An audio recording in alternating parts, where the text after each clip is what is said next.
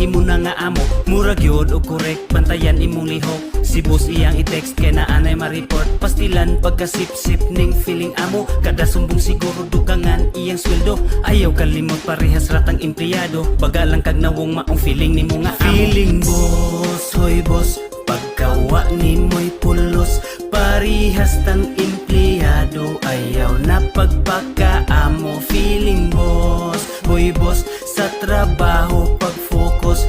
Bisag unsa og pasip-sip, kumpanya dili maimo. Feeling boss, hoy boss, pagkawa ni mo'y pulos. Parihas tang empleyado, ayaw na pagpakaamo. Feeling boss, hoy boss, sa trabaho pag-focus. Bisag unsa og pasip-sip, kumpanya dili maimo. Ay uban nga sinaligan, grabe na ka abusado. Di mo lihok pulo sugo kumuas